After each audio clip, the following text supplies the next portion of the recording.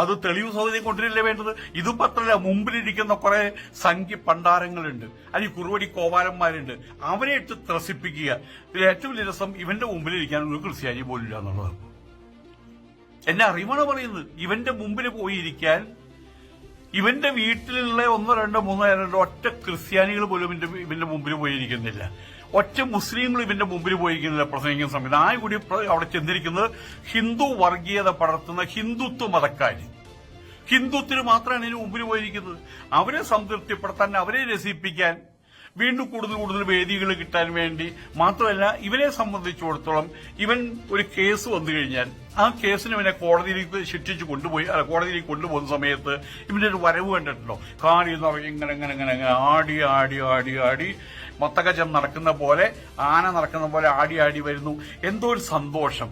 അവിടെ ചെല്ലുന്ന സമയത്ത് ഏതോ മറ്റേ ജഗദീഷ് കുമാർ ഏതോ സിനിമയിൽ ജയിലിൽ പോകാൻ വേണ്ടി കള്ളത്തര പോലീസുകാരന്റെ മുമ്പിൽ പോയിട്ട് എല്ലാം പോലീസുകാരനെ ഭീഷണിപ്പെടുത്തുക, നാട്ടുകാരെ ഭീഷണിപ്പെടുത്തുക, എല്ലാം ജയിലിലേക്ക് അയക്കുന്നു പറഞ്ഞപ്പോൾ ഇവനിപ്പോ ഒറ്റ ആഗ്രഹമുള്ളൂ, ഇവന് ജയിലിൽ പോകണം. ജയിലിൽ പോയി കഴിഞ്ഞാൽ പുറത്ത് ഭയങ്കരമായ ലഹള, BJP-കാരുടെ ലഹള. ഇതേ കണ്ടു രക്സാജ് മറ്റേ ഇയാളെ നിരപരാധി. ഇപ്പൊ അതാ പറയുന്നത്, നിരപരാധിയിലാ പറഞ്ഞത്. എല്ലാം വൃത്തിയേട് കാണിച്ച് എല്ലാം കഴിഞ്ഞ് പോലീസ് അറസ്റ്റ് ചെയ്ത് കഴിഞ്ഞാൽ പോലീസ് പക്ഷഭേദം കാണിക്കുന്നു, പിണറായി പക്ഷഭേദം കാണിക്കുന്നു, ആഭ്യന്തര വകുപ്പ് പക്ഷഭേദം കാണിക്കുന്നു. മുസ്ലിം ഡൊമിനേറ്റഡ് ആണ് ഈ മറ്റേ ഇവിടുത്തെ ഗവൺമെന്റ്. ആയതുകൊണ്ട് നിരപരാധിയായിട്ടുള്ളവരെ ജയിലിലേക്ക് അയക്കുന്നു. അപ്പൊ ഈ കഴിഞ്ഞ പ്രാവശ്യം ഇവൻ അവിടെ പോയി അവന് ജയിലിലേക്ക് പോകാൻ പറ്റിയില്ല, അവിടെ ചെന്ന് ജാമ്യം കൊടുത്തു. അതല്ല അവന് വേണ്ടത്. അവനൊരു രക്തസാക്ഷിയുടെ പരിവേഷം ഉണ്ടായിട്ട് BJP-യിൽ അവൻ എന്തെങ്കിലുമൊക്കെ ആകണം. BJP-യിൽ ഒന്നും ആകാൻ കഴിയില്ലെന്ന് വേറെ രസം. BJP-യിൽ ആർക്കും ഒന്നും ആകാൻ കഴിയുന്നില്ല. അതാണ് ഏറ്റവും വലിയ രസം. ഏതായാലും 24 വയസ്സിന് മുമ്പ് പെൺകുട്ടികളെ കല്യാണം കഴിപ്പിക്കാൻ തയ്യാറാകണം. അല്ലെങ്കിൽ എന്താ ഉണ്ടാകുക? പെൺകുട്ടികൾ ചാടിപ്പോവും. ഏത് പെൺകുട്ടികൾ ചാടിപ്പോവും? ലവ് ജിഹാദ് എന്ന് പറയുമ്പോൾ ക്രിസ്ത്യൻ പെൺകുട്ടികളെ മുസ്ലിങ്ങൾ കൊണ്ടുപോകണമെന്നല്ലേ പറയുന്നത്. അപ്പൊ 24 വയസ്സിന് മുമ്പ് ക്രിസ്ത്യൻ പെൺകുട്ടികളെ വിവാഹം കഴിപ്പിക്കണം. ഇവനതല്ലേ പറയാൻ പറ്റുള്ളൂ. ഇവൻ പറഞ്ഞാൽ അവർ കേൾക്കില്ലെന്ന് വേറെ കാര്യം.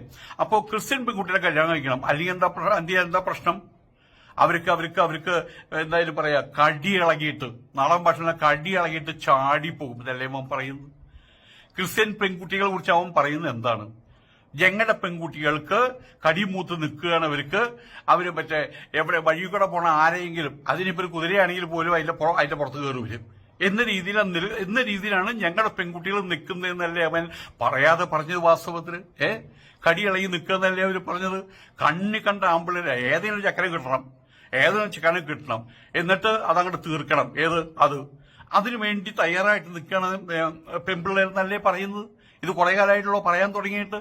അപ്പൊ ശരിക്കും പറഞ്ഞ ഇവൻ ആദ്യം കൈകാര്യം ചെയ്യേണ്ടത് ആരാ? ഇവിടുത്തെ ക്രിസ്ത്യൻ പെൺപിള്ളേർ പോയിട്ട് അവനെ നല്ല അടി കൊടുത്ത് കൈകാര്യം ചെയ്യേണ്ടത്. അതുപോലെ തന്നെ ഇവൻ പറയുന്നത് മറ്റേ എന്തുകൊണ്ടാണ് ഈ മുസ്ലിം കുട്ടികൾ ഇങ്ങോട്ട് വരാത്തതെന്ന്. അവരും വരുന്നുണ്ട്. ആൺകുട്ടികളും പെൺകുട്ടികളും തമ്മിൽ ഒരു ഇഷ്ടത്തിലായി കഴിഞ്ഞപ്പോൾ നാൾ കണ്ടില്ലേ, 45 വയസ്സുള്ള ഒരാളും 15 വയസ്സുള്ള പെൺകുട്ടിയും അവർ തമ്മിൽ ഇഷ്ടമായി. അവരുടെ മുന്നോട്ടുള്ള പ്രയാണം ശരിയല്ല എന്ന് തോന്നിയതുകൊണ്ട് എന്തോ രണ്ടുപേരും കെട്ടി തൂങ്ങി ചത്തു.